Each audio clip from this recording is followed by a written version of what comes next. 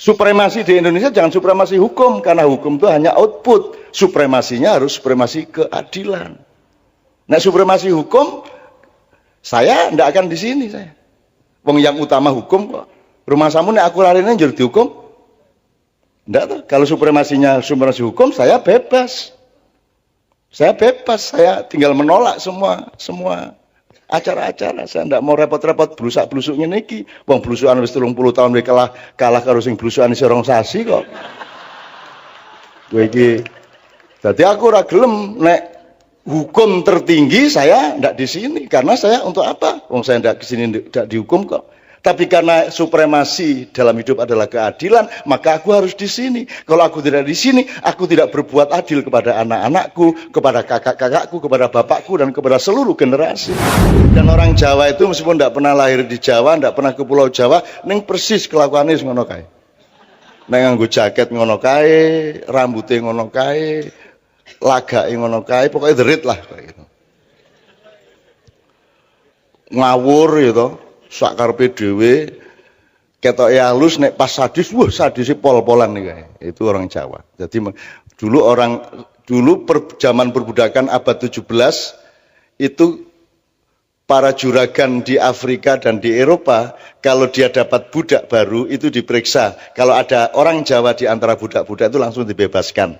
Pokoknya moh nek memperbudak orang Jawa. Kuwi ketoke manut ning suatu hari engko nek wis kumat kuwi opo ae dilakoni. Gitu loh. Aku mulane karo wong Jawa iki rawani gitu loh. Soalnya mereka orang Jawa, nek kene lak Jawa kan gitu. Oke. Jadi gitu Pak Busro sementara. Pokoknya itu tanggung jawab pemerintah seperti itu. Nah, sekarang bismillahirrahmanirrahim kita minta Pak Busro untuk merespon kearifan lokal ini terutama di wilayah hukum. Setelah itu kita minta Sabran untuk merespon mengenai kearifan lokal ini di wilayah ketatanegaraan dan termasuk hukum ya, Bang ya. Gue kudu iso no. Kudu iso. Pokoknya begitu tak kongkon gue langsung untuk ilmu nih ngono ya. Ngono kuwi. Ketika KPK menerima 168 pegawai baru, itu kami sinergi dengan Danjen Kopassus, Mayor Jenderal TNI Pak Agus yang putra Delanggu. Terus kami sampaikan, Pak, boleh enggak pegawai baru KPK ini dilatih disiplin tinggi di Kopassus? Akhirnya boleh dilatih di Batu Jajar selama 2 bulan. Nah, beberapa hari saya menunggu di sana. Di acara itu kami ngundang ada pemusik dari Jakarta yang sekelas Iwan Fals itu. Bulungan. Wih, lirik-liriknya menyentuh sekali. Lalu belum cukup kan? Lalu kami lakukan pendekatan kultural dengan menghadirkan puisi budayawan, menghadirkan ahli pembaca puisi, menghadirkan penulis buku-buku dan seterusnya. Yang tadi saya katakan orangnya itu selalu saya sikapi dengan santun dan apa adanya itu. Nah, beliau datang di sana. Lalu memberikan uraian di depan pegawai baru KPK itu, dan di situ ada beberapa Kopassus aktif. Ikut mendengarkan fatwa-fatwa Cak Nun itu. Dan ada satu perwira menengah Kopassus yang waktu itu belum di ruangan, kemudian diberitahu, Komandan, itu Cak Nun sudah datang, terus pakai sepatu langsung masuk ruangan. Ini fakta ini, dan saya tidak, sebagai orang hukum tidak mungkin lari dari fakta. Biasanya yang lari atau terpaksa lari itu bangsa budayawan. Itu. Tapi tentu tidak semua budayawan. Kalau budayawan yang dekat-dekat dengan saya ini ya lumayan jujur lah gitulah. Nah, lalu beliau selama di Kopassus, di pelatihan di Batu Jajar itu mengupas lagu Gundul-Gundul Pacul tadi. Nah, teman-teman kantor KPK itu ngomong dengan saya, Pak, ternyata filosofi atau nilai-nilai filosofik dari Gundul-Gundul Pacul itu penuh kearifan, penuh nilai-nilai budaya. Saya baru tahu ini, Pak. Pak Busro juga sudah lama dengar itu. Ya sedikit-sedikit. Jadi kagum dengan penjelasan tentang filosofi Gundul-Gundul Pacul tadi. Maka saya tadi bisi-bisi itu mohon kepada beliau supaya dijelaskan. Tapi penjelasannya tidak sempurna. Mungkin grogi ya melihat Fakultas Hukum UI itu. Melihat kampus UI yang kampus tersenior tertua di Indonesia gitu. Sementara beliau tamatan UGM gitu. Yang umurnya lebih junior daripada UII UGM.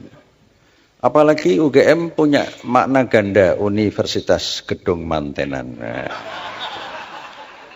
karena gedungnya disewakan untuk upacara pernikahan-pernikahan. Saya kira pengantar yang menyangkut Cak Nun, sahabat saya yang baik, saya nggak usah tambah panjang-panjang. Saya khawatir nanti dia mutung terus lari gitu loh.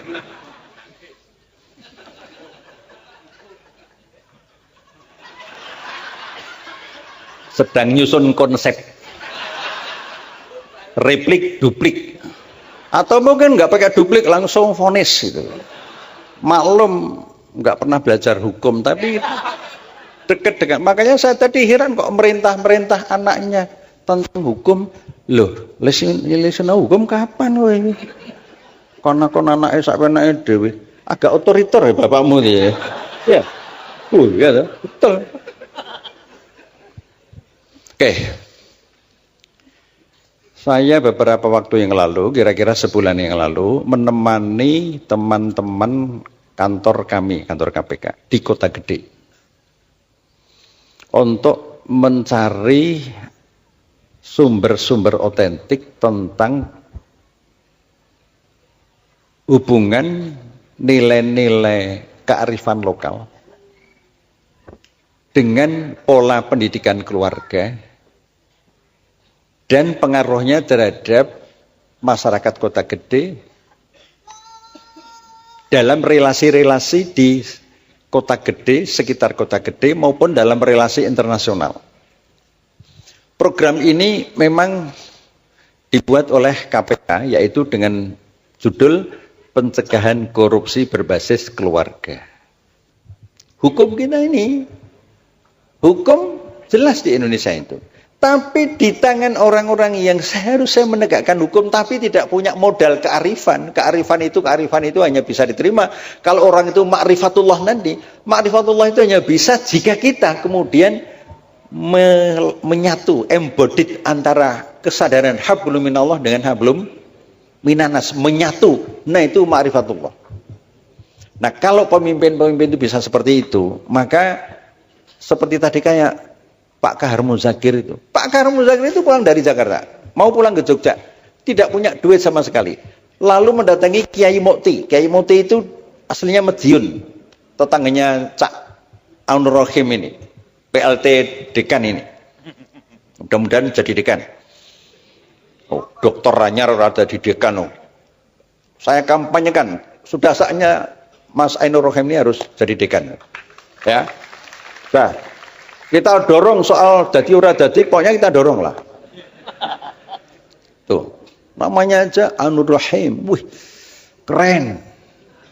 Nah, jadi kembali itu tadi, saya ingin menggambarkan Pak Kahar tadi.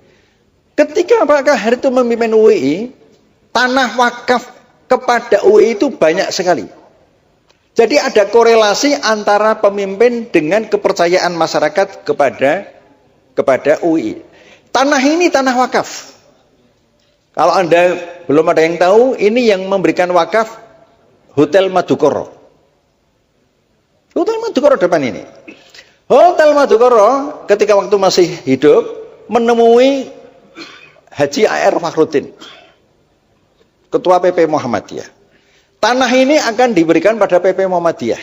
Lalu Pak A.R. Fakhruddin bilang, oh mau diberikan, iya, matur nuwun. Jazakumullah. Tapi Madukoro menyampaikan, Pak, kalau bisa untuk kampus. Nah, waktu itu PP Muhammadiyah belum punya rencana mendirikan kampus. Karena amanahnya untuk kampus, maka Pak A.R. Fakhruddin menghubungi Pak Kahar Muzakir. Pak Kahar, ada orang mau wakaf tanah untuk kampus. Oh sudah, untuk UI aja. Nah jadilah, ini wakaf ini. Kalau Anda tidak percaya dengan wakaf, yang bolehlah. Ada orang itu wakaf, tapi ya dikatakan, wah terima kasih Bapak ini sudah memberikan wakaf. Orang itu tidak terima. Saya tidak pernah wakaf, tapi wakof. Wah, saking mantapnya, wakof. Biasanya orang-orang Madura itu wakof. Wakof. Orang Madura Pak Mahfud itu pernah saya tanya. Suatu saat ketemu di Jakarta itu, Pak Mahfud kok kakinya agak kurang sedikit. Asam urat ya? Enggak lah. Enggak pernah asam urat ini. Ini asam aurat ini, asam auratnya orang Madura ya gitu itulah. Asam aurat. Sama aurat. Nah, jadi ini saya menggambarkan, kalau hanya bicara kearifan itu tanpa menunjuk orang itu agak abstrak. Nah, yang saya tunjuk sekarang ini, karena ini konteks UI ya, itu Pak Kahar tadi. Sampai sebelum meninggal rumahnya di Kota Gede itu, sekarang sudah roboh kena gempa kemarin. Keluarganya belum ada yang mampu memperbaiki. Lihat saja. Saya dengan Pak Artijo pernah 2 kali ke sana. Pas siang-siang jam 1 habis zuhur. Ada urusan kampus, kami aktivis waktu itu, kami selain kuliah juga aktif di kampus waktu itu. Ya. Akhirnya sama Pak Kahar nggak boleh pulang, harus makan dulu. Jadi setiap mahasiswa yang di sana pas waktunya makan, itu mesti disuguh makan, lalu apa lauknya itu apa adanya itu. Enggak dibeli-belikan macam-macam, apa adanya. Wah, saking ikhlasnya. Kalau nggak mau dimarahi. Itu marah positif. Coba kalau sekarang ini ada rektor, pernah Pak diundang makan oleh rektor? Pernah pakai duit kampus. Separing, nggak usah cari-cari rektor. Ini Pak Kahar dulu. Nah, ketika beliau meninggal, yang mengantarkan takziah ke kubur itu, Pak On ikut banyak tuh. Jadi persis doa Nabi Ibrahim. Doa Nabi Ibrahim aja berdoa, ya Allah, berilah aku hikmah dan masukkanlah aku ke dalam golongan orang-orang yang saleh. Jadikanlah aku ketika nanti meninggal itu buah tutur yang baik bagi generasi berikutnya. Nah, Pak Kahar itu salah satunya. Contoh yang lain banyak. Banyak, nggak usah satu persatu. Nanti waktunya habis. Tadi 1 jam lebih sudah Cak Nun, jadi saya nggak akan menandingi. Kesimpulannya apa? Karena ini Fakultas Hukum. Walaupun yang hadir juga di luar Fakultas Hukum banyak, itu bagus juga. Hukum itu tidak akan tegak kalau tidak didasarkan kepada moral.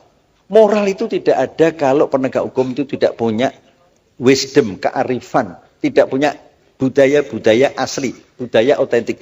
Budaya otentik itu budaya yang bersumber pada otentisitas manusia, manusia yang fitrah. Manusia yang fitrah itu ialah yang memiliki kolbun, sumber iman, sumber kejujuran, mempunyai akal budi. Wujudnya adalah amal-amal yang bermanfaat. Itu wujudnya. Maka kalau tadi di awal saya mengatakan terima kasih pada Cak Nun dan Kiai Kanjeng, grup seperti ini itu nilainya tinggi sekali. Makanya pernah kami undang di ulang tahun KPK setahun yang lalu. Di KY juga pernah, malah 2 kali ya. 2 kali loh. Karena apa? Pendekatan budaya seperti yang disampaikan musik-musik Kiai Kanjeng ini, itu mengasah intuisi kita. Nah, jadi itulah penegakan hukum itu tidak akan berhasil ketika penegak hukum itu tidak sejak awal tidak menyadari pentingnya memiliki kearifan itu, dan kearifan itu tidak bisa lepas dari konsep tentang manusia yang otentik. Nah, sekarang ini banyak manusia yang tidak otentik, ketoke wae otentik, ketoke jujur, ketoke alim, ketoke soleh. Wah, ning kecu. Ning apa? Kecu itu ya orang yang nggak jujur lah, pembohong dan sebagainya. Setiap pilkada itu bursa pembohong-pembohong. Bursa pembohong-pembohong.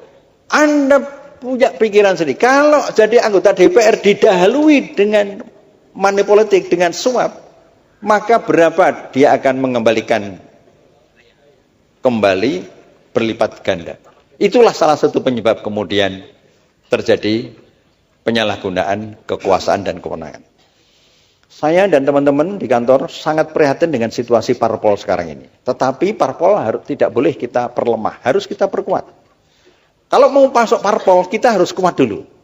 Nah, kami mendorong masyarakat sipil di seluruh Indonesia. LSM-LSM itu kami buat program untuk investigasi, untuk advokasi, untuk edukasi dan sebagainya. Supaya LSM-LSM ini menemani parpol. Kekurangan parpol itu nanti bisa ditemani oleh LSM-LSM ini.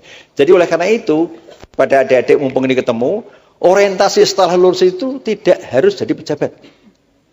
Jadi pejabat kalau nggak kuat, berat. Ya kalau belum menjabat, belum bisa dikatakan jujur. Cuma belum nyolong itu aja. Jujur dengan belum nyolong itu beda loh. Tapi kalau sudah menjabat, sampai akhir jabatannya bersih, clear, nah itu baru teruji. Iman itu tidak bisa diuji di dalam masjid, di luar masjid. Nah oleh karena itu maka orientasi Anda itu tidak harus orientasi pejabat. Masyarakat ini harus dijadikan objek untuk sasaran, untuk sekaligus subjek untuk kemudian diberdayakan, dan pendidikan-pendidikan yang di UI selama ini itu mampu membawa mahasiswa ke arah sana. Akhirnya saya harus mengucapkan terima kasih kepada panitia. Ini penyelenggaranya mahasiswa nih, Cak Nun. Bukan dekan, bukan dekanat ya, bukan dekanat, bukan dosen. Ini dosen ini. Saya juga dosen. Penyelenggaranya mahasiswa, luar biasa ini. Nah, luar biasa. Kalau perlu jangan hanya sekali ini aja, mungkin suatu saat kita juga bisa mengundang budayawan yang lain. Nanti saya bantu, apakah itu Kang Sobari. Ini yang saya ajak ini Kang Puji, Ustadz kondang. Tapi dia nggak mau disebut Ustadz. Khawatir nanti kalau disebut Ustadz, lalu masna wasulasa warubah. Nah, kalau di Jakarta Ustadz itu sedang mengalami degradasi kepercayaan. Karena ada al-ustad, ada al-fustun. Nah, ini masalahnya di situ. Nah, ini Kang Puji itu nggak mau disebut ustad. Namanya Kang itu aja, jadi merayat. Kayak tukang batu aja. Kang Paimin, Kang Paijo. Ini Kang Puji. Mungkin nanti perlu diberi waktu untuk ya ceramah-ceramah sedikit, speak gitu loh. Saya tidak akan membantah Cak Nun. Yang disampaikan tadi benar semuanya. Ya, kecuali yang tidak. Yang tidak juga enggak saya akan tunjukkan. Udahlah, saya ikhlas, saya pasrahkan pada Allah Subhanahu wa Ta'ala. Nah, barang siapa berbuat tidak baik, balaslah dengan baik. Padahal ini berbuat baik, jadi harus saya balas dengan lebih baik gitu loh. Kita doakan mudah-mudahan Cak Nun dengan Kiai Kanjeng ini tidak segera dicabut nyawanya dari bumi pertiwi. Ya, karena misinya luar biasa, jadi bisa ya paling enggak 80 tahun masih wangun loh ini. Angger saya hudud 80 tahun tak kira saya wangun ini. Warka'u ma'ar-raki'in. Sekarang saatnya duplik saya berikan kepada saudara jaksa. Assalamualaikum.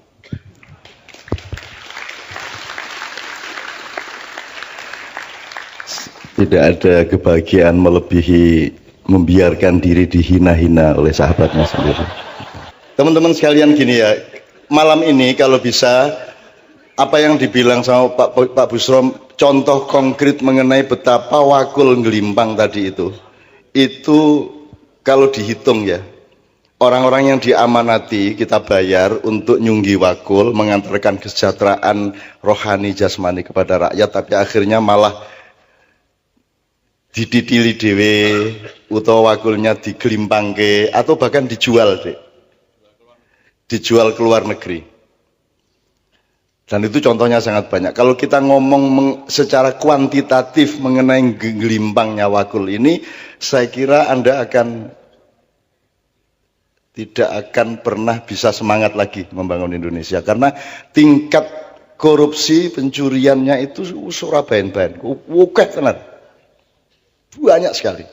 Bahkan secara resmi saja, APBD misalnya, sebuah kabupaten itu rata-rata 70% itu untuk keperluan birokrasi. Yang untuk rakyat itu cuma 30%. Itu resmi itu. Kuwi wis sing 30% sing dititili meneh. Jadi sebenarnya kalau kita bayangin wakul ngelimpang itu di Indonesia, mungkin secara psikologis kita nggak kuat, tapi mohon anak-anakku, karena Anda yang akan kita serai Indonesia. Aku titipkan Indonesia kepadamu. Supremasi di Indonesia jangan supremasi hukum, karena hukum itu hanya output. Supremasinya harus supremasi keadilan. Nah, supremasi hukum, saya tidak akan di sini saya. Wong yang utama hukum kok.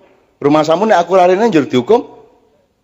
Enggak tuh. Kalau supremasi hukum, saya bebas. Saya bebas, saya tinggal menolak semua acara-acara. Saya tidak mau repot-repot blusak-blusuk ngene iki. Wong blusukan wis 30 tahun wis kalah karo sing blusukan isih rong sasi kok. Kowe iki. Dadi aku ora gelem nek hukum tertinggi saya tidak di sini, karena saya untuk apa? Wong saya tidak di sini tidak dihukum kok. Tapi karena supremasi dalam hidup adalah keadilan, maka aku harus di sini. Kalau aku tidak di sini, aku tidak berbuat adil kepada anak-anakku, kepada kakak-kakakku, kepada bapakku, dan kepada seluruh generasi. Aku harus berbuat adil. Ini ceritanya, Rek. Gusti Allah iki nguji kowe, kita ke swarga supaya kamu teruji bahwa kamu tidak akan memalingkan wajahmu dari Allah hanya karena iming-iming surga. Kalau ini surga, ini Allah, Anda jangan ngelihat ke sini, tapi lihatlah ke sini. Kan gitu. Tauhid itu menghadapkan wajahmu kepada Allah. Diiming-imingi surga kayak apapun, kamu tidak akan terpengaruh karena engkau bertauhid kepada Allah. Nah, angel lah. Terus swargane piye, Cak? Loh, ngene lho, kowe iki ora ngerti dagang. Nek kowe golek swarga, mungkin entuk ning Gusti Allah urung karuan ana. Nek kowe golek Gusti Allah, mandeng Gusti Allah, muwajjah ilallah, maka engkau pasti dapat Allah dan engkau pasti dapat surga. Ngono carane. Carane golek bojo yang ngono Mam, ndi Mam? Ndi. Imam lagi sedih karena kemarin ketemu pacarnya yang sudah punya anak 2 ya.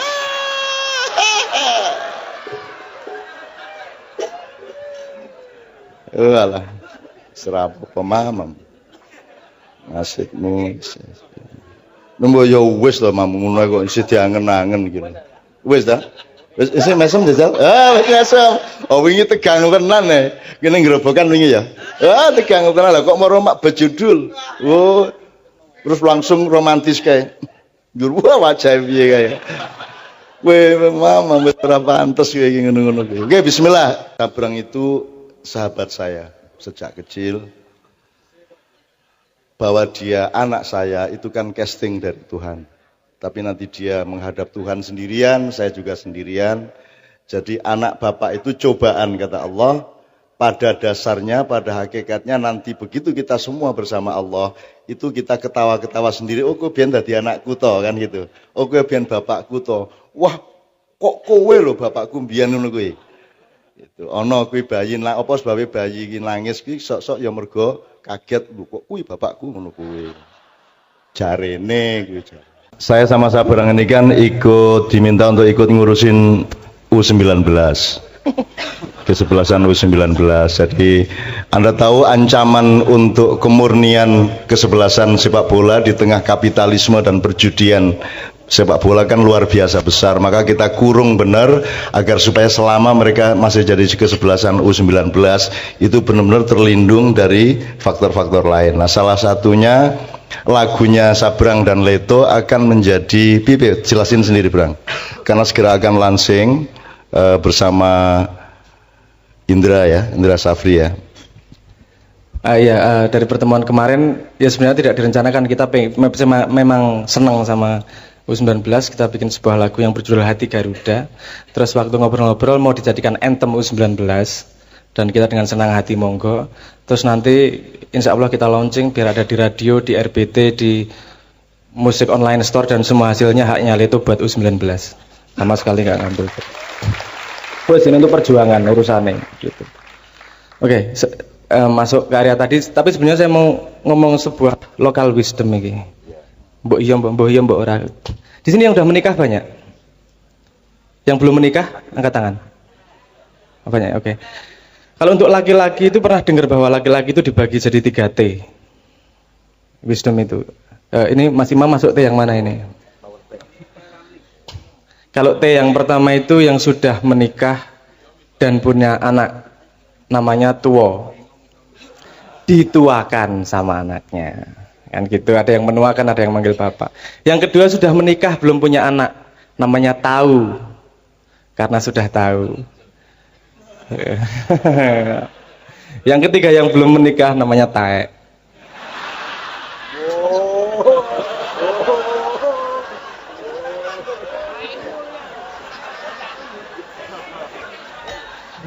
Guyon om. Ya kualat aku jane ngono ki ora apik. Oke. Wis lah mesake Mas Imam. Jangan menambahi bebannya. Oke. Saya juga punya pendapat sendiri tentang budaya dan kearifan lokal itu. Sebelum kemana-mana saya selalu melihat segala sesuatu yang hidup, yang berkesinambungan pasti punya lingkarannya, pasti punya ekosistemnya, pasti ada jalur cara berpikirnya, jalur pertumbuhannya dan seterusnya. Kalau saya melihat sebuah budaya itu pasti berasal dari paradigma berpikir yang paling dasar. Kalau mau kita ngomong budaya lokal, local wisdom, kita ngomong budaya yang sesungguhnya itu kan output dari cara paradigma berpikir, cara berpikir.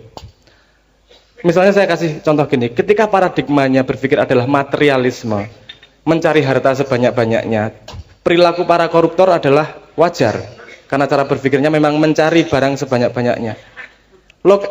Kearifannya akan datang ke kalimat ini, misalnya dengan modal sesedikit-sedikitnya mendapat keuntungan sebanyak-banyaknya. Itu pada cara dari paradigma berpikir materialisme, itu kearifan yang sangat arif. Loh, karena dasar paradigmanya adalah mencari untung sebanyak-banyaknya. Kan gitu. Tapi masalahnya kenapa itu semakin buruk? Karena manusia sendiri tidak mencari kekedalaman kebenaran akan kearifan tersebut. Iki sing koruptor iki, yang katanya dunia modern ekonomi itu juga nggak berpikir mereka, karena mereka melanggar cara berpikirnya sendiri. Saya kasih contoh begini, kalau ini ekonomi dhisik ya, nanti ke hukum. Ke ekonomi. Misalnya begini. Ada yang tahu hukum investasi enggak? Bukan hukum lah, maksudnya garis-garis besar investasi. Investasi itu meletakkan harta kita atau sesuatu pokoknya kepemilikan kita untuk diusahakan, kan gitu, untuk menghasilkan sesuatu. Untuk diputarkan. Nah, hukum investasi kan pasti kita sebelum menginvestasi ke suatu tempat, pasti kita punya banyak informasi tentang sesuatu itu. Nah, informasi semakin pasti, keputusan kita akan investasi juga semakin pasti. Kalau informasinya masih kira-kira, rumor dan seterusnya, kita juga tidak 100% menginvestasikan barang kita. Jadi itu tergantung kepastian. Kenapa saya ngomong orang modern tidak konsisten? Dalam hidup manusia itu, yang pasti itu mati. Mesti mati. Tapi kok nggak ada yang investasi untuk kematiannya ya? Itu kan, kue jari ini modern yang logis ya, itu hukummu sendiri ya, ora dilakoni dhewe piye to iki?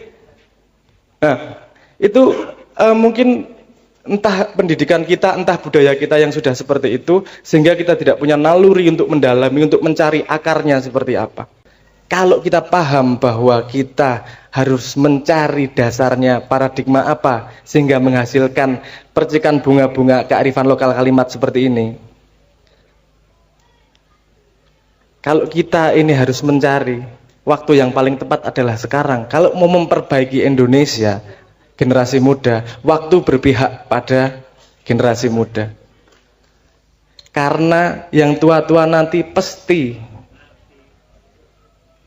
diambil. Dan ketika yang muda masih meneruskan budaya yang tua, jangan harap ada perubahan. Kamu nggak usah demo, nggak usah apa ya. Kamu bertahan dengan kearifanmu, bertahan dengan akarmu dan mencari tahu. Ketika sewaktunya memegang, kamu akan mengembalikan Indonesia. Saya itu ingin ngiming-ngimingi aja kepada teman-teman Fakultas Hukum ya. Jadi misalnya kita kasih bahan dari Pak Agus Sunyoto ya. Ini teman saya penelitian. Jadi misalnya pasal hukum Kalingga itu 179. Itu bisa kita pelajari satu persatu supaya kita ngerti paradigmanya pada waktu itu. 179 pasal tentang seluruh hal. Kemudian ketika Singosari dikembangkan menjadi 200 sekian. Ketika Mojopahit oleh Gajah Mada disempurnakan menjadi 272 pasal. Pada waktu itu kehidupan masih agak lebih simpel sehingga tidak dan manusia masih bisa dipercaya. Kalau sekarang kan pasal harus dibikin sebanyak mungkin karena semakin banyak manusia tidak bisa dipercaya. Kan gitu. Sebenarnya kalau manusianya beres, hukum tidak perlu ya, Bus ya. Aslinya kan, betul kan? Nah, yang penting kalau moralnya benar sebenarnya hukum tidak penting. Gitu loh. Semakin hukum itu berkibar-kibar, itu semakin banyak ancaman dari manusia kepada manusia. Nah, termasuk yang saya belum baca tadi, di zaman Mojopahit itu misalnya menteri yang urusan jembatan, menteri urusan macam-macam, frame-nya berbeda, terminologinya berbeda, dan paradigmanya berbeda dengan kementerian sekarang. Kalau dibandingkan dengan kementerian Orba atau Reformasi, Anda bisa melihat. Nah, Anda akan bikin Indonesia yang bagaimana? 5 tahun lagi kira-kira gitu ya. Oke, nanti kita coba transfer ke Anda. Oke, sekarang saya mohon kepada Pak Aunur Rohim, calon dekan kita insya Allah. Nanti kalau sudah jadi dekan jangan bilang-bilang saya ya, karena kakak saya sendiri dulu jadi dekan, setengah mati berusaha jangan sampai ibu saya tahu dan jangan sampai kami tahu, saudara-saudara. Jadi dia sembunyi-sembunyi jadi dekan, izin banget tadi dekan gitu. Aku ramu dengkam Mas ngono kuwi. Makanya ketika mau Sadek jadi nabi itu kan saya lagi gue jadi nabi aja kondo-kondo, aku sikit biar nabi meneng wae aku. Salah ya ono nabi saiki ya tak gegudo kaya ngono kuwi dhek guyu kemekelen kae. Sampeyan iki nabi kok kondo. Aja kondo aku iki biar nahan diri aku ngono. Apa cak nuni aku nabi ya ora mengguyoni kowe aku ngono. Gitu ya. Oke. Supremasi di Indonesia jangan supremasi hukum, karena hukum itu hanya output. Supremasinya harus supremasi keadilan. Nah, supremasi hukum saya ndak akan di sini saya. Wong yang utama hukum kok. Rumah samu nek aku larene njur dihukum. Ndak tuh. Kalau supremasi hukum saya bebas. Saya bebas, saya tinggal menolak semua acara-acara. Saya ndak mau repot-repot blusak-blusuk ngene iki. Wong blusukan wis 30 tahun wis kalah karo sing blusukan isih rong sasi kok. Kowe iki dadi aku ora gelem nek hukum tertinggi saya ndak di sini, karena saya untuk apa? Wong saya ndak kesini ndak dihukum kok. Tapi karena supremasi dalam hidup adalah keadilan, maka aku harus di sini. Kalau aku tidak di sini, aku tidak berbuat adil kepada anak-anakku, kepada kakak-kakakku, kepada bapakku, dan kepada seluruh generasi. Dan orang Jawa itu meskipun tidak pernah lahir di Jawa, tidak pernah ke Pulau Jawa, ning persis kelakuannya ngono kae. Nek nganggo jaket ngono kae, rambutnya ngono kae, lagake ngono kae, pokoknya derit lah kayak gitu. Ngawur gitu. Sak karepe dhewe ketoke halus, nek pas sadis sadise pol-polan nih kayak. Itu orang Jawa. Jadi dulu zaman perbudakan abad 17 itu para juragan di Afrika dan di Eropa, kalau dia dapat budak baru itu diperiksa. Kalau ada orang Jawa di antara budak-budak itu langsung dibebaskan. Pokoknya moh nek memperbudak orang Jawa. Kuwi ketoke manut ning suatu hari engko nek wis kumat kuwi apa ae dilakoni. Gitu loh. Aku mulane karo wong Jawa iki rawani gitu. Soalnya mereka orang Jawa, nek kene lak Jawa kan gitu. Oke. Jadi gitu Pak Busro sementara. Pokoknya itu tanggung jawab pemerintah seperti itu. Nah, sekarang bismillahirrahmanirrahim kita minta Pak Busro untuk merespon kearifan lokal ini terutama di wilayah hukum. Setelah itu kita minta Sabran untuk merespon mengenai kearifan lokal di wilayah ketatanegaraan dan termasuk hukum ya, Bang ya. Gue kudu iso no. Kudu iso. Pokoke begitu tak kongkon gue langsung entuk ilmune ngono ya. Ngono kuwi.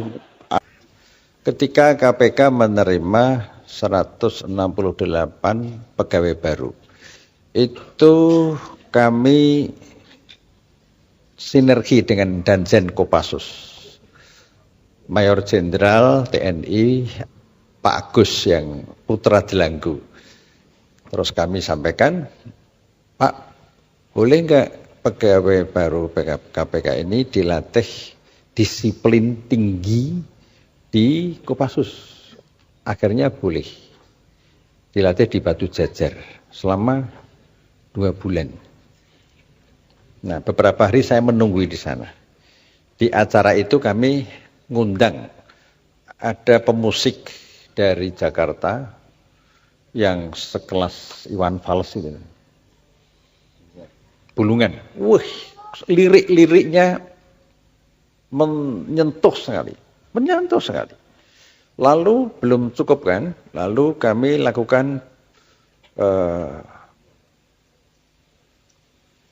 pendekatan kultural dengan menghadirkan puisi budayawan, menghadirkan ahli pembaca puisi, menghadirkan penulis buku-buku dan seterusnya. Yang tadi saya katakan orangnya itu selalu saya sikapi dengan santun dan apa adanya itu. Nah, beliau datang di sana. Lalu memberikan uraian di depan pegawai baru KPK itu, dan di situ ada beberapa Kopassus aktif. Ikut mendengarkan fatwa-fatwa Cak Nun itu. Dan ada satu perwira menengah Kopassus yang waktu itu belum di ruangan, kemudian diberitahu, Komandan, itu Cak Nun sudah datang, terus pakai sepatu langsung masuk ruangan. Ini fakta ini, dan saya tidak, sebagai orang hukum tidak mungkin lari dari fakta. Biasanya yang lari atau terpaksa lari itu bangsa budayawan. Tapi tentu tidak semua budayawan. Kalau budayawan yang dekat-dekat dengan saya ini, ya lumayan jujur lah gitulah. Nah, lalu beliau selama di Kopassus, di pelatihan di Batu Jajar itu mengupas lagu Gundul-Gundul Pacul tadi. Nah, teman-teman kantor KPK itu ngomong dengan saya, Pak, ternyata filosofi atau nilai-nilai filosofik dari Gundul-Gundul Pacul itu penuh kearifan, penuh nilai-nilai budaya. Saya baru tahu ini, Pak. Pak Busro juga sudah lama dengar itu. Ya sedikit-sedikit. Jadi kagum dengan penjelasan tentang filosofi Gundul-Gundul Pacul tadi. Maka saya tadi bisi-bisi itu mohon kepada beliau supaya dijelaskan. Tapi penjelasannya tidak sempurna.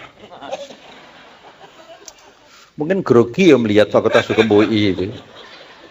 Melihat kampus UI yang kampus tersenior tertua di Indonesia gitu. Sementara beliau tamatan UGM itu. Yang umurnya lebih junior daripada UII UGM. Apalagi UGM punya makna ganda, Universitas Gedung Mantenan. Nah, karena gedungnya disewakan untuk upacara pernikahan-pernikahan. Saya kira pengantar yang menyangkut Cak Nun, sahabat saya yang baik, saya nggak usah tambah panjang-panjang. Saya khawatir nanti dia mutung terus lari gitu loh.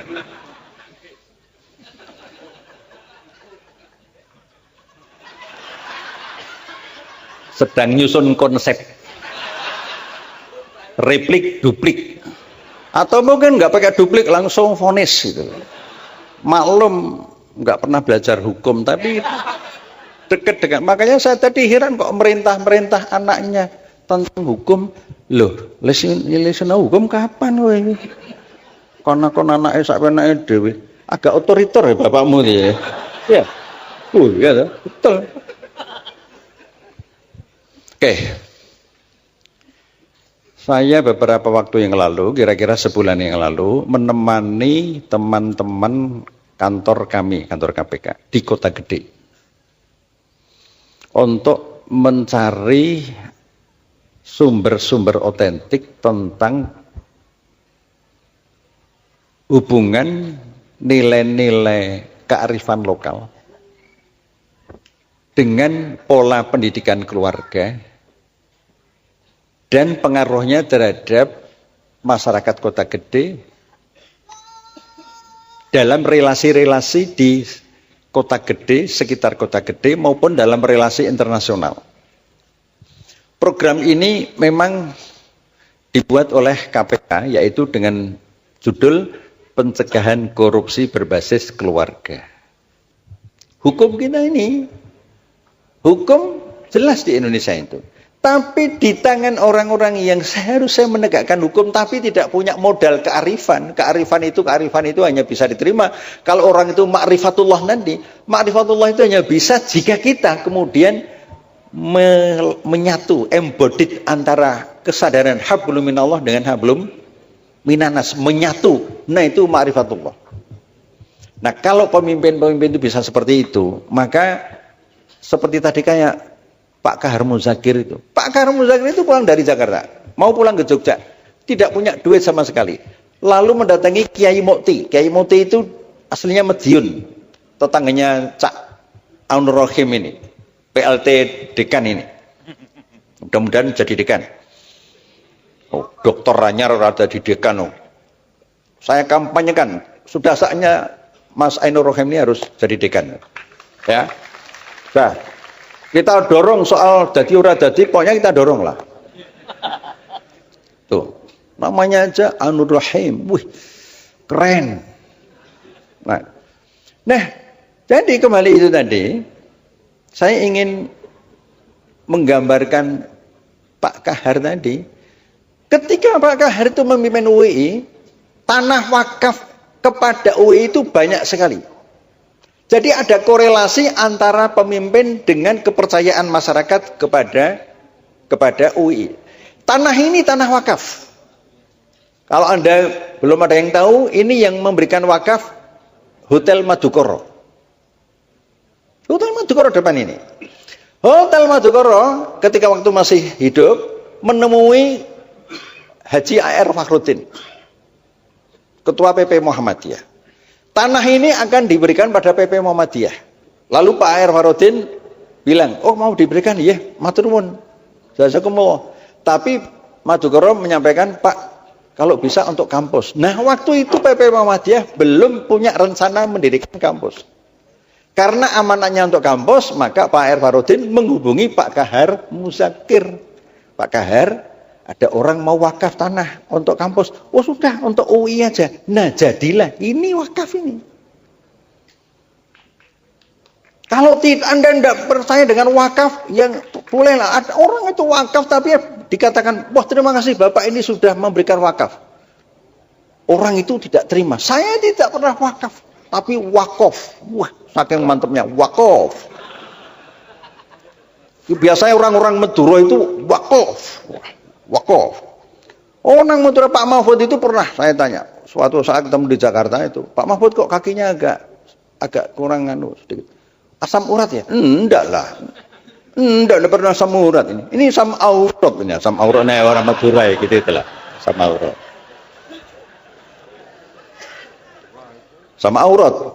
Nah, jadi ini saya menggambarkan, kalau hanya bicara kearifan itu tanpa menunjuk orang itu agak abstrak. Nah, yang saya tunjuk sekarang ini, karena ini konteks UI ya, itu Pak Kahar tadi.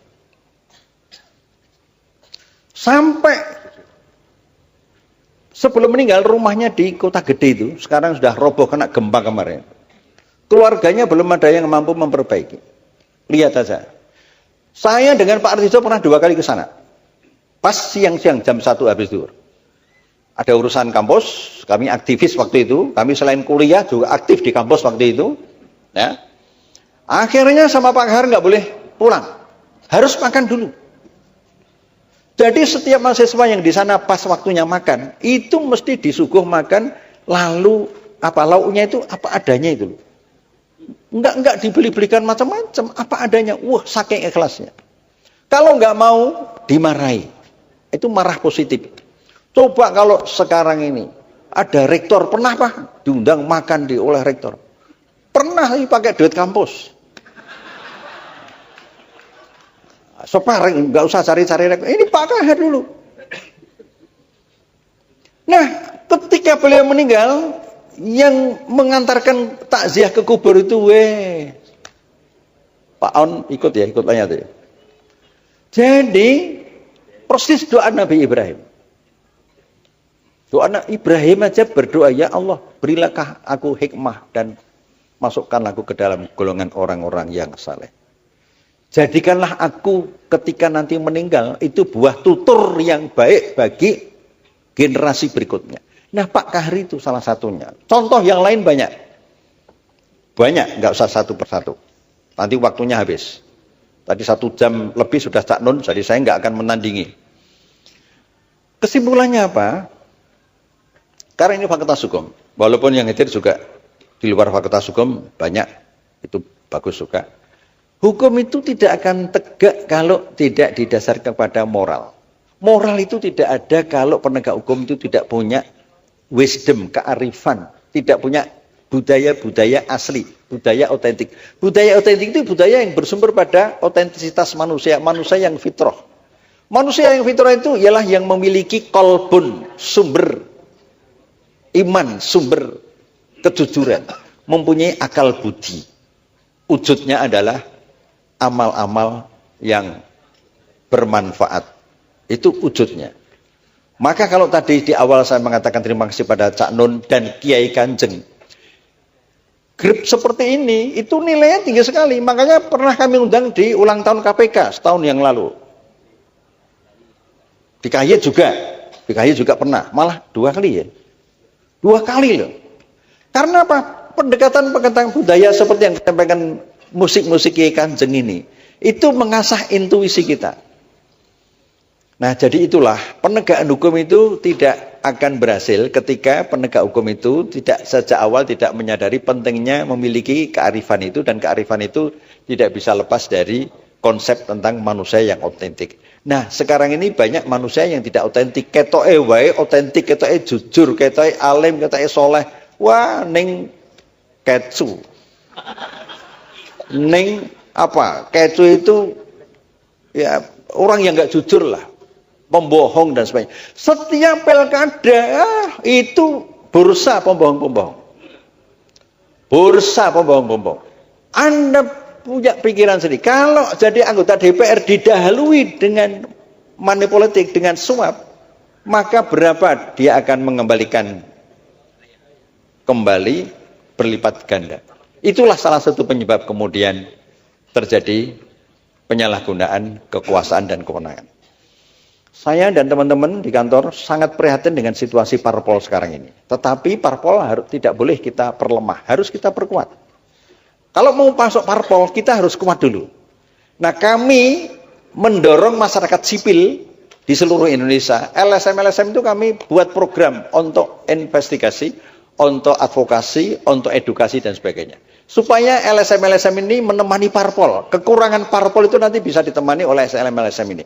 Jadi oleh karena itu, pada adik-adik mumpung ini ketemu, orientasi setelah lulus itu tidak harus jadi pejabat.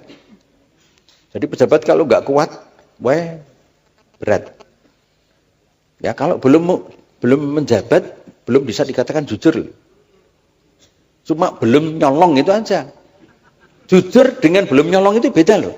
Tapi kalau sudah menjabat, sampai akhir jabatannya bersih, clear, nah itu baru teruji. Iman itu tidak bisa diuji di dalam masjid, di luar masjid. Nah, oleh karena itu maka orientasi Anda itu tidak harus orientasi pejabat.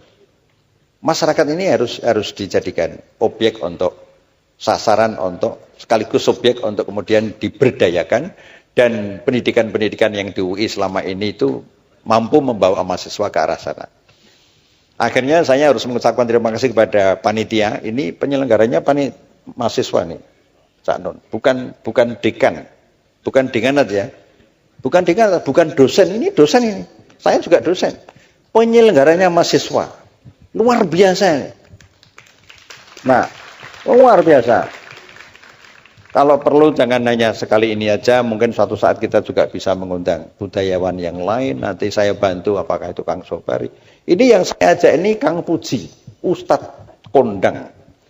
Tapi dia nggak mau disebut Ustadz.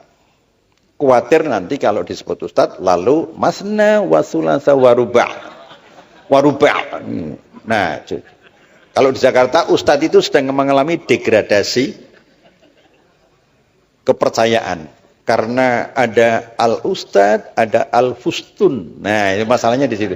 Nah, ini Kang Puji itu nggak mau disebut ustad. Namanya Kang itu aja, jadi merayat. Kayak tukang batu aja, Kang Paimin, Kang Paijo. Ini Kang Puji. Mungkin nanti perlu diberi waktu untuk ya ceramah-ceramah sedikit, speak gitu loh. Saya tidak akan membantah Cak Nun. Yang disampaikan tadi benar semuanya. Ya, kecuali yang tidak. Yang tidak juga enggak saya akan tunjukkan. Udahlah, saya ikhlas, saya pasrahkan pada Allah Subhanahu wa Ta'ala. Nah. Barang siapa berbuat tidak baik, balaslah dengan baik. Padahal ini berbuat baik, jadi harus saya balas dengan lebih baik gitu. Kita doakan mudah-mudahan Cak Nun dengan Kiai Kanjeng ini tidak segera dicabut nyawanya dari bumi pertiwi. Ya, karena misinya luar biasa, jadi bisa ya paling enggak 80 tahun masih wangun loh ini.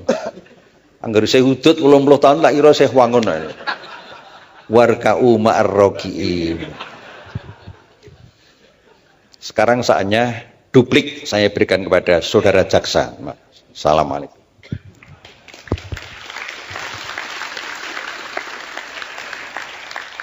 Tidak ada kebahagiaan melebihi membiarkan diri dihina-hina oleh sahabatnya sendiri.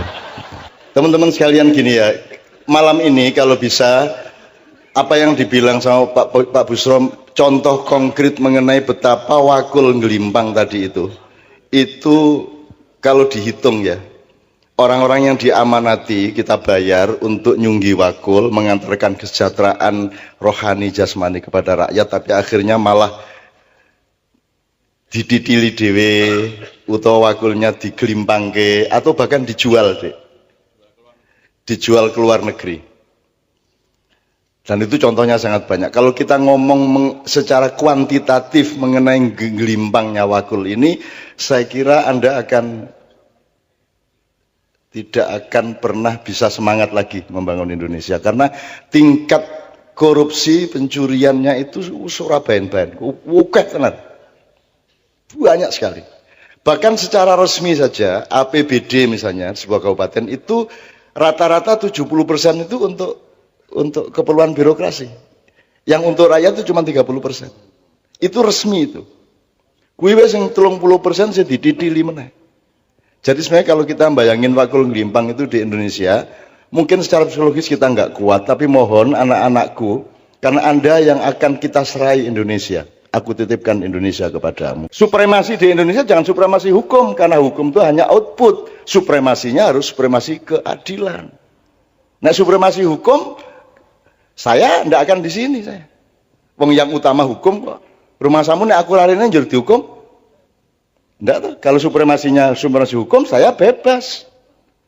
Saya bebas, saya tinggal menolak semua acara-acara. Saya tidak mau repot-repot blusak-blusuk ngene iki. Wong blusukan wis 30 tahun wis kalah karo sing blusukan isih rong sasi kok. Kowe iki. Dadi aku ora gelem nek hukum tertinggi saya ndak di sini, karena saya untuk apa? Wong saya ndak di sini ndak dihukum kok. Tapi karena supremasi dalam hidup adalah keadilan, maka aku harus di sini. Kalau aku tidak di sini, aku tidak berbuat adil kepada anak-anakku, kepada kakak-kakakku, kepada bapakku, dan kepada seluruh generasi. Aku harus berbuat adil. Ini ceritanya rek. Gusti Allah iki nguji kowe, kita ke swarga supaya kamu teruji bahwa kamu tidak akan memalingkan wajahmu dari Allah. hanya karena iming-iming surga. Kalau ini surga, ini Allah, Anda jangan ngelihat ke sini, tapi lihatlah ke sini. Kan gitu. Tauhid itu menghadapkan wajahmu kepada Allah. Diiming-imingi surga kayak apapun, kamu tidak akan terpengaruh karena engkau bertauhid kepada Allah. Nah, angel lah. Terus wargane piye, Cak? Loh, ngene lho, kowe iki ora ngerti dagang. Nek kowe golek swarga, mungkin entuk ning Gusti Allah urung karuan ana. Nek kowe golek Gusti Allah, mandeng Gusti Allah, muwajjah ilallah, maka engkau pasti dapat Allah dan engkau pasti dapat surga. Ngono carane. Carane golek bojo yang ngono mamdi, Mam.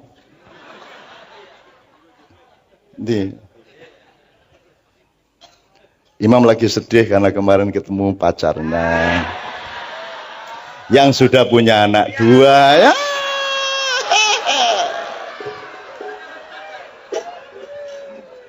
Walah, serap pemahaman. Nasibmu. Nembo ya wis lah Mam, ngono kok isih diangen-angen gitu. Wis ta? Wis isih mesem jajal. Wis mesem. Oh wingi tegang tenan e. Kene ngrobokan wingi ya. Tegang tenan lah kok mau mak bejudul. Oh. Terus langsung romantis kayak. Jur wajah piye kae. Weh Mama wis ora pantes kowe iki ngono-ngono. Oke, bismillah. Sabrang itu sahabat saya sejak kecil. Bahwa dia anak saya itu kan casting dari Tuhan. Tapi nanti dia menghadap Tuhan sendirian, saya juga sendirian. Jadi anak bapak itu cobaan kata Allah. Pada dasarnya, pada hakikatnya nanti begitu kita semua bersama Allah, itu kita ketawa-ketawa sendiri. Oh kowe biyen dadi anakku to kan gitu. Oh kowe biyen bapakku to. Wah, kok kowe lho bapakku biyen ngono kowe. Itu ana kuwi bayi apa sebabe bayi iki nangis ki sok-sok ya mergo kaget lho kok kuwi bapakku ngono kuwi. Jarene kuwi. Saya sama Sabrang ini kan diminta untuk ikut ngurusin U19. Kesebelasan U19. Jadi Anda tahu ancaman untuk kemurnian kesebelasan sepak bola di tengah kapitalisme dan perjudian sepak bola kan luar biasa besar. Maka kita kurung benar agar supaya selama mereka masih jadi kesebelasan U19 itu benar-benar terlindung dari faktor-faktor lain. Nah, salah satunya lagunya Sabrang dan Leto akan menjadi pipi, jelasin sendiri Brang. Karena segera akan launching bersama Indra Safri ya. Dari pertemuan kemarin ya sebenarnya tidak direncanakan, kita memang senang sama U19, kita bikin sebuah lagu yang berjudul Hati Garuda. Terus waktu ngobrol-ngobrol mau dijadikan anthem U19 dan kita dengan senang hati monggo. Terus nanti insya Allah kita launching biar ada di radio, di RBT, di musik online store dan semua hasilnya haknya itu buat U19. Sama sekali nggak ngambil. Terus ini untuk perjuangan urusannya gitu. Oke, masuk ke area tadi, tapi sebenarnya saya mau ngomong sebuah local wisdom ini. Mbok iya mbok ora. Di sini yang udah menikah banyak. Yang belum menikah angkat tangan. Banyak, oke.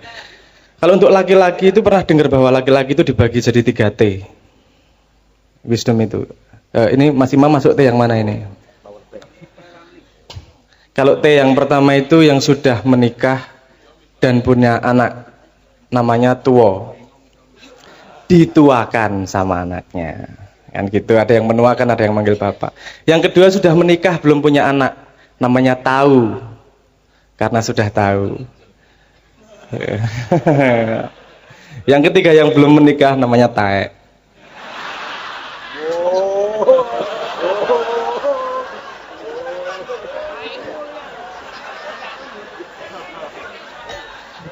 Guyon dong. Ya kualat aku jane ngono ki ora apik. Oke. Wis lah mesake Mas Imam. Jangan menambahi bebannya. Oke. Saya juga punya pendapat sendiri tentang budaya dan kearifan lokal itu. Sebelum kemana-mana saya selalu melihat segala sesuatu yang hidup, yang berkesinambungan pasti punya lingkarannya, pasti punya ekosistemnya, pasti ada jalur cara berpikirnya, jalur pertumbuhannya dan seterusnya. Kalau saya melihat sebuah budaya itu pasti berasal dari paradigma berpikir yang paling dasar. Kalau mau kita ngomong budaya lokal, budaya local wisdom, kita ngomong budaya, yang sesungguhnya itu kan output dari cara paradigma berpikir, cara berpikir. Misalnya saya kasih contoh gini, ketika paradigmanya berpikir adalah materialisme, mencari harta sebanyak-banyaknya, perilaku para koruptor adalah wajar, karena cara berpikirnya memang mencari barang sebanyak-banyaknya. Kearifannya akan datang ke kalimat ini, misalnya dengan modal sesedikit-sedikitnya mendapat keuntungan sebanyak-banyaknya. Itu pada cara dari paradigma berpikir materialisme, itu kearifan yang sangat arif. Loh, karena dasar paradigmanya adalah mencari untung sebanyak-banyaknya. Kan gitu. Tapi masalahnya kenapa itu semakin buruk? Karena manusia sendiri tidak mencari kekedalaman kebenaran akan kearifan tersebut. Iki sing koruptor iki, yang katanya dunia modern ekonomi, itu juga nggak berpikir mereka, karena mereka melanggar cara berpikirnya sendiri. Saya kasih contoh begini, kalau ini ekonomi dhisik ya, nanti ke hukum. Ke ekonomi. Misalnya begini. Ada yang tahu hukum investasi nggak? Bukan hukum lah, maksudnya garis-garis besar investasi. Investasi itu meletakkan harta kita atau sesuatu pokoknya kepemilikan kita untuk diusahakan, kan gitu, untuk menghasilkan sesuatu, untuk diputarkan. Nah, hukum investasi kan pasti kita sebelum menginvestasi ke suatu tempat, pasti kita punya banyak informasi tentang sesuatu itu. Nah, informasi semakin pasti, keputusan kita akan investasi juga semakin pasti. Kalau informasinya masih kira-kira, rumor, dan seterusnya, kita juga tidak 100% menginvestasikan barang kita. Jadi itu tergantung kepastian. Kenapa saya ngomong orang modern tidak konsisten? Dalam hidup manusia itu, yang pasti itu mati. Mesti mati. Tapi kok nggak ada yang investasi untuk kematiannya ya? Itu kan, kue jari ini modern yang logis ya, itu hukummu sendiri ya, ora dilakoni dhewe piye to iki? Nah, itu mungkin entah pendidikan kita, entah budaya kita yang sudah seperti itu, sehingga kita tidak punya naluri untuk mendalami, untuk mencari akarnya seperti apa. Kalau kita paham bahwa kita harus mencari dasarnya paradigma apa, sehingga menghasilkan percikan bunga-bunga kearifan lokal kalimat seperti ini. Kalau kita ini harus mencari, waktu yang paling tepat adalah sekarang. Kalau mau memperbaiki Indonesia, generasi muda, waktu berpihak pada generasi muda. Karena yang tua-tua nanti pasti diambil. Dan ketika yang muda masih meneruskan budaya yang tua, jangan harap ada perubahan. Kamu nggak usah demo, nggak usah apa ya. Kamu bertahan dengan kearifanmu, bertahan dengan akarmu, dan mencari tahu. Ketika sewaktunya memegang, kamu akan mengembalikan Indonesia. Saya itu ingin ngiming-ngimingi aja kepada teman-teman Fakultas Hukum ya. Jadi misalnya kita kasih bahan dari Pak Agus Sunyoto ya. Ini teman saya penelitian. Jadi misalnya pasal hukum Kalingga itu 179. Itu bisa kita pelajari satu persatu supaya kita ngerti paradigmanya pada waktu itu. 179 pasal tentang seluruh hal. Kemudian ketika Singosari dikembangkan menjadi 200 sekian.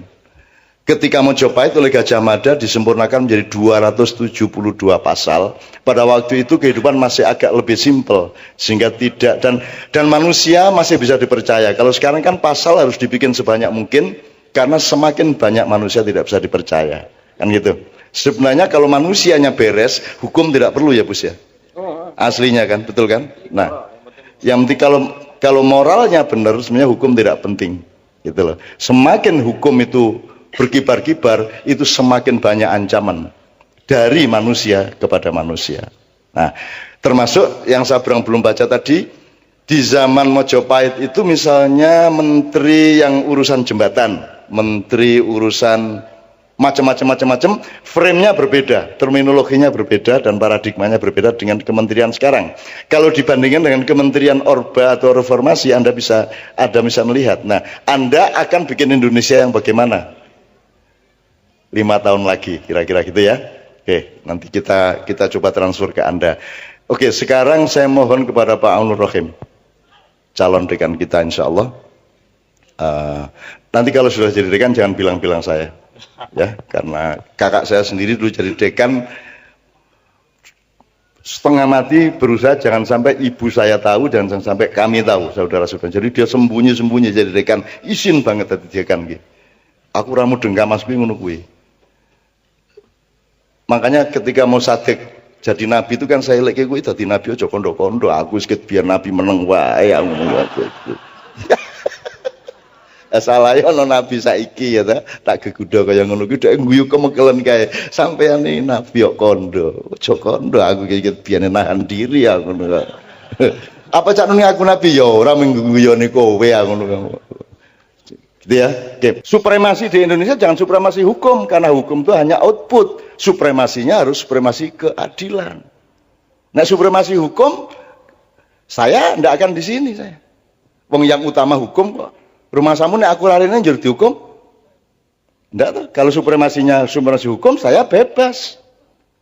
Saya bebas, saya tinggal menolak semua acara-acara. Saya ndak mau repot-repot blusak-blusuk ngene iki. Wong blusukan wis 30 tahun wis kalah karo sing blusukan isih rong sasi kok.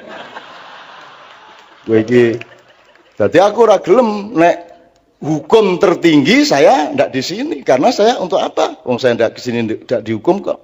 Tapi karena supremasi dalam hidup adalah keadilan, maka aku harus di sini. Kalau aku tidak di sini, aku tidak berbuat adil kepada anak-anakku, kepada kakak-kakakku, kepada bapakku dan kepada seluruh generasi.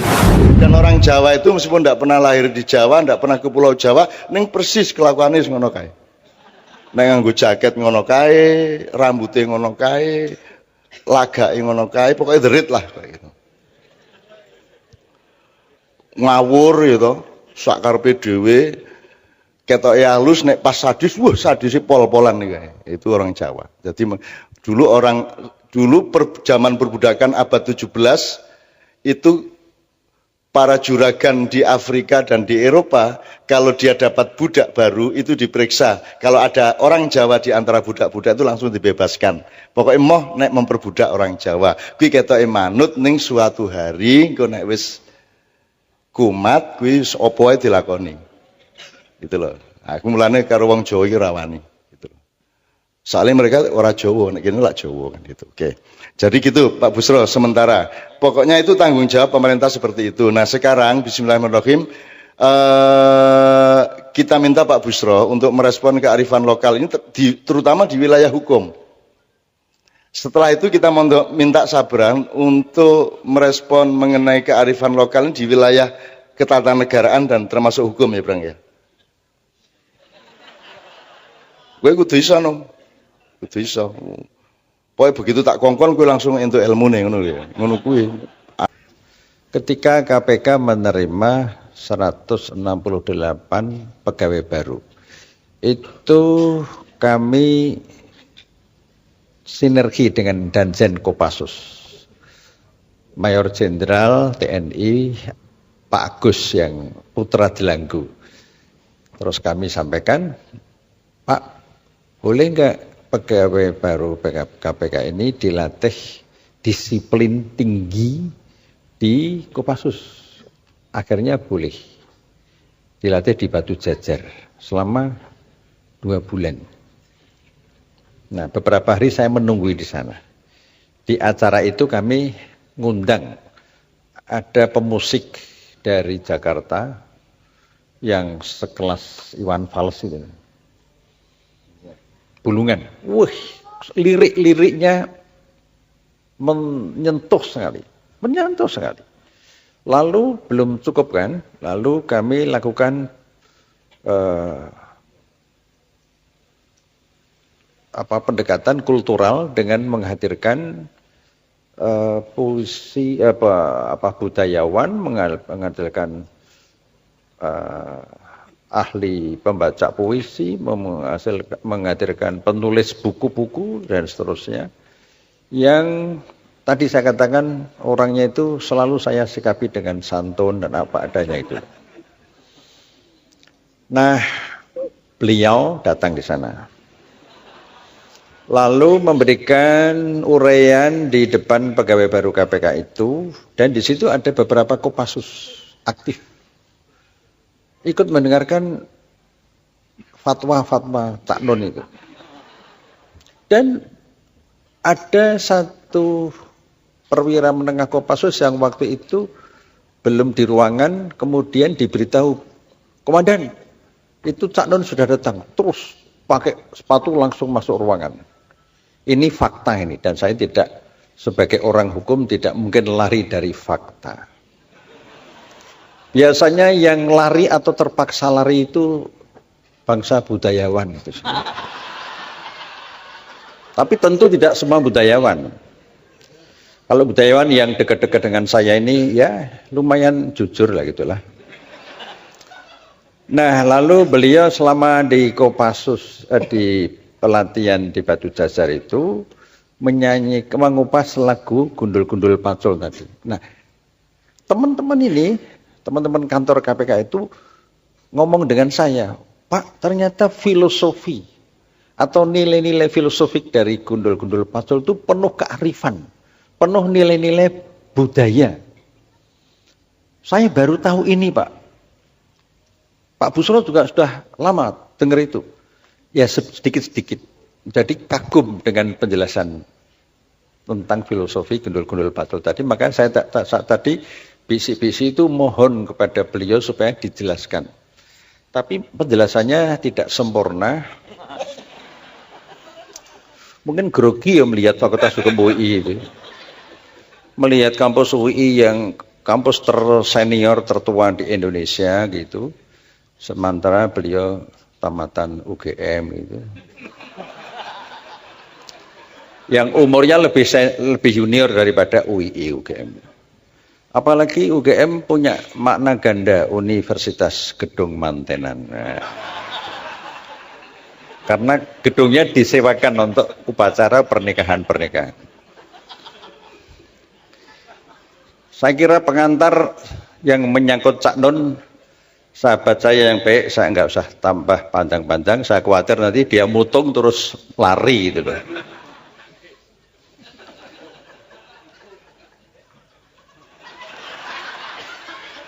Sedang nyusun konsep replik duplik, atau mungkin nggak pakai duplik langsung vonis gitu. Maklum nggak pernah belajar hukum tapi dekat dengan, makanya saya tadi heran kok merintah anaknya tentang hukum. Loh, lesin hukum kapan weh? Karena kon anake sak penake dhewe. Agak otoriter ya bapakmu ya. Ya. Ya betul. Oke. Saya beberapa waktu yang lalu, kira-kira sebulan yang lalu, menemani teman-teman kantor kami, kantor KPK di Kota Gede, untuk mencari sumber-sumber otentik tentang hubungan nilai-nilai kearifan lokal dengan pola pendidikan keluarga dan pengaruhnya terhadap masyarakat Kota Gede dalam relasi-relasi di Kota Gede, sekitar Kota Gede maupun dalam relasi internasional.